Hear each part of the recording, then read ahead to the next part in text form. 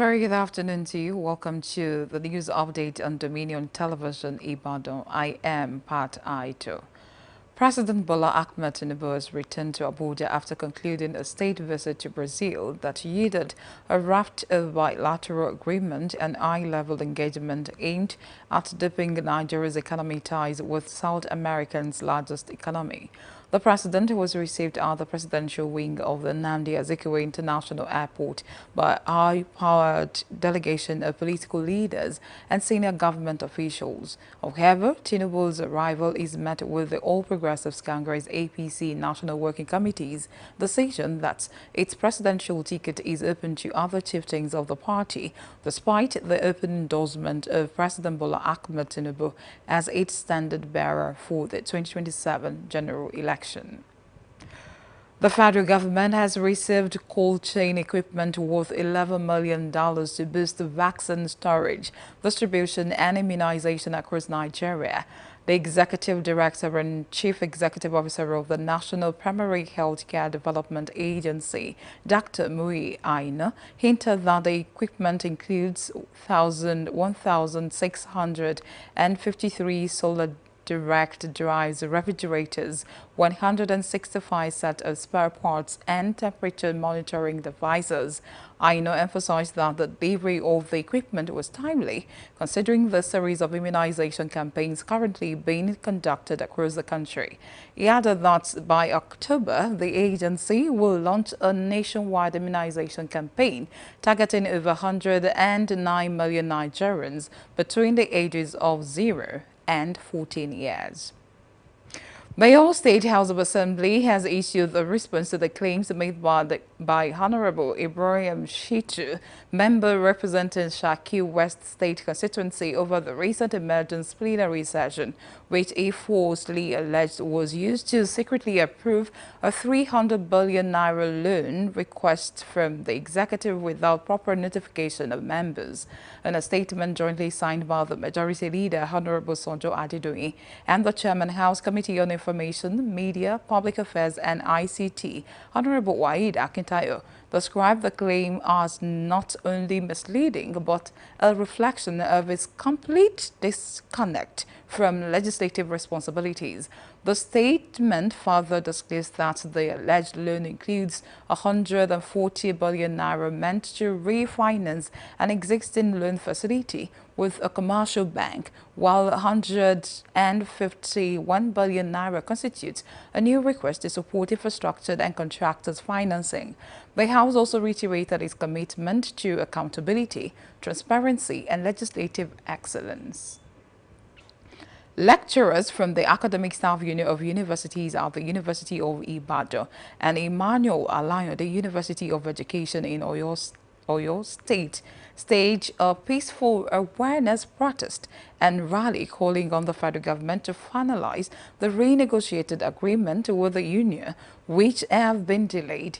Carrying placards with various messages, ASU members circulated the campuses, raising awareness among the university community about the possibility of another industrial action if the government does not complete the signing of agreements already reached with the union during its meeting on the 28th of August 2025. Inadequate progress, the negotiation between the federal government and this union in the past 60 years. This rally with the press conference is therefore being held nationwide to sensitize the public of the latest lingering negotiation that is being stalled by the refusal of the federal government of Nigeria to sign the agreement made between its representative led by Alhaji Iyale Ahmed and the union. Enough of all these deceptions from the federal government. The lecturers, our tutors, those who lay the glory heads must be preserved. They are the builders, they are the molders of our destiny. We want to implore them to please get their prioritization rights. Education should be given adequate. The union stated that the signing of the agreement on the 28th of August during the federal government's meeting with the union is crucial to avert another industrial strike in Nigeria's public universities. Template you want or money? Because what matters essentially is money. Templates can fail. And I have not seen anywhere, except if the union will tell me, where they have designed template and that template has not failed. Templates always fail. But what does not fail is the commitment to payments. And that is what our management tries to do. We are committed to defraying all.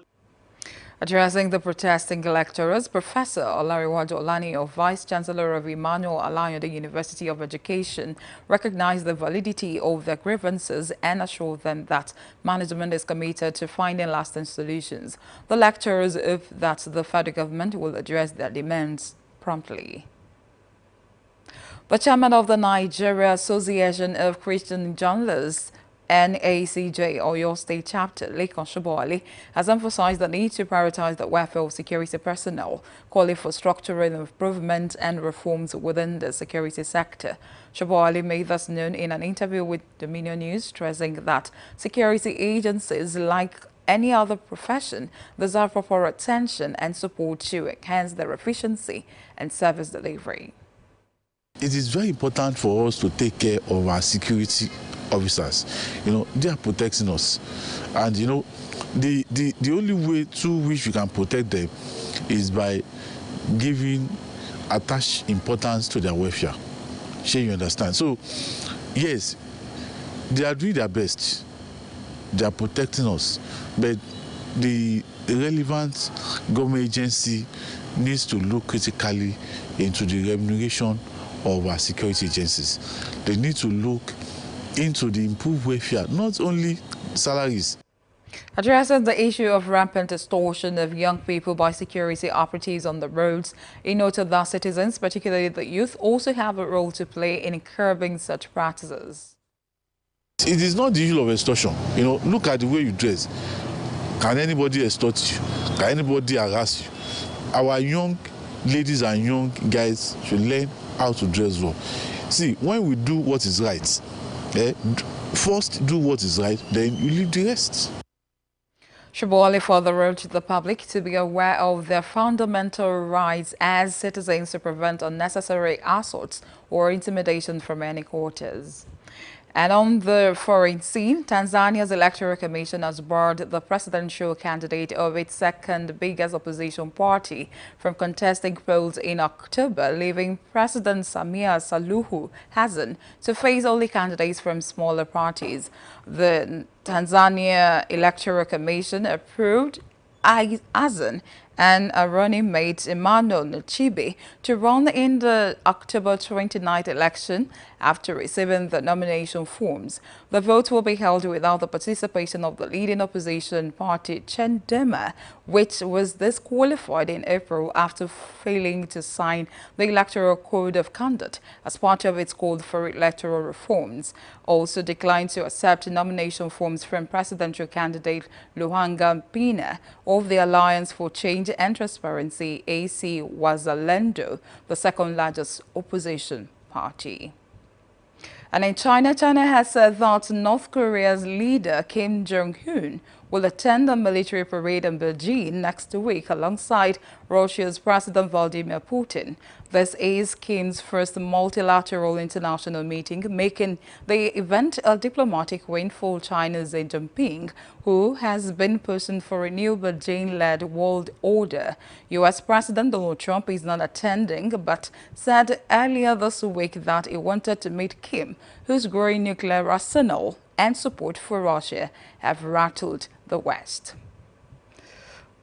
Malaysia's parliament has passed a law to regulate government procurement processes better as rights groups and some opposition lawmakers raised concerns over potential loopholes and a lack of independent oversight. The government procurement bill aims to provide a framework for all government agencies and local authorities that utilize public funds. It will also introduce penalties for wrongful practices such as rent-seeking, subcontracting, and interfering in procurement processes. And in sport, Brentford have rejected the bid with Watford for defender Christopher Archer. The offer was understood to be worth an initial £11 million. rising to a total of just under £13 million. The 27-year-old was on the bench for the two opening Premier League games but played 90 minutes in the EFL Cup win at Bournemouth on Tuesday night. You can follow us across our social media platforms: Facebook, Instagram, TikTok, YouTube, and LinkedIn at Dominion Broadcast, and on X at Dominion Cast. And that is the news update on Dominion Television. Thank you so much for watching. I am Pat Aito. Good afternoon.